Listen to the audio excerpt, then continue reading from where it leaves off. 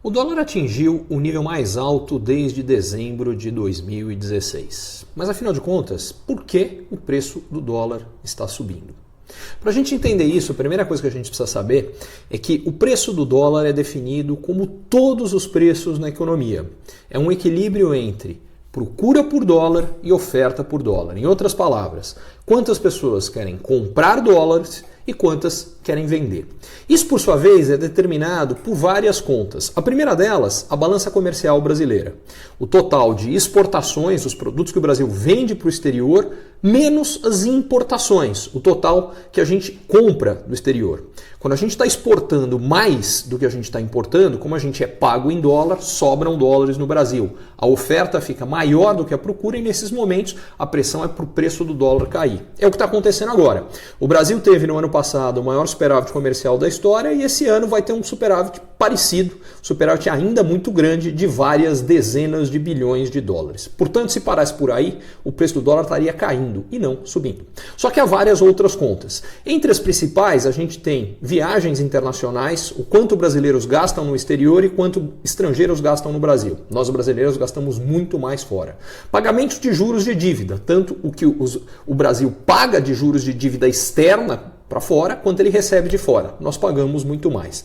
Quando a gente junta todas essas outras contas e a balança comercial, já começa a faltar dólares. Só que, em geral, isso é equilibrado pela entrada dos investimentos externos no Brasil, que é muito maior do que a saída. Particularmente o que a gente chama de investimentos diretos. Então, do que a gente está falando? A gente tem empresas estrangeiras investindo no Brasil em função do potencial do mercado brasileiro. A gente está falando de um dos poucos mercados no mundo que não só é grande, mas com grande potencial de crescimento. A gente atrai um volume significativo de investimentos externos que mais ou menos equilibra o resultado das outras contas.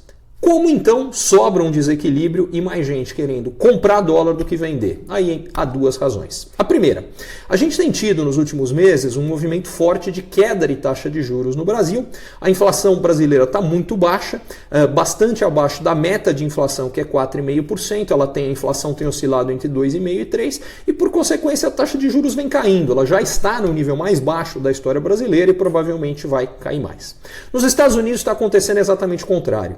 Com uma taxa de desemprego lá hoje é muito baixa, cerca de 4%, o que nós temos é que os salários estão começando a subir, a inflação está começando a subir e, preocupado com isso, o Banco Central de lá vem subindo a taxa de juros. À medida que os juros sobem nos Estados Unidos e caem no Brasil, a diferença entre a taxa de juros no Brasil, que é mais alta que a americana, e a própria taxa americana vai caindo, vai ficando cada vez menor. E aí, investidores de renda fixa começam a chegar à conclusão que por uma taxa de juros que já não é tão maior aqui, talvez não valha a pena investir em renda fixa no Brasil e seja mais seguro levar esse dinheiro para os Estados Unidos, até porque a perspectiva continua sendo de que os juros vão subir mais lá e cair mais aqui. À medida que isso vai acontecendo, a gente tem gente que estava investida em renda fixa no Brasil que tem que pegar esse dinheiro, comprar dólares para levar para investir nos Estados Unidos. Quando isso acontece, o preço do dólar sobe. Para completar, existe a incerteza ligada ao quadro eleitoral brasileiro. E isso aqui também faz com que gente preocupada com, de repente, vai que o Brasil elege um maluco que muda a política econômica completamente, o Brasil entra em outra crise, pelo sim, pelo não, muita gente acaba achando mais seguro falar, vamos pegar pelo menos uma parte desse dinheiro e levar para os Estados Unidos. Para fazer isso, mais uma vez, ele tem que comprar dólares. A procura por dólar aumenta e o preço do dólar aumenta. Em resumo, com esse movimento de queda de juros no Brasil, alta de juros nos Estados Unidos, a tendência já seria, a princípio, de pressão do preço do dólar subindo um pouco. Quanto maior vir a ser a eventual incerteza eleitoral, maior pode ser essa pressão.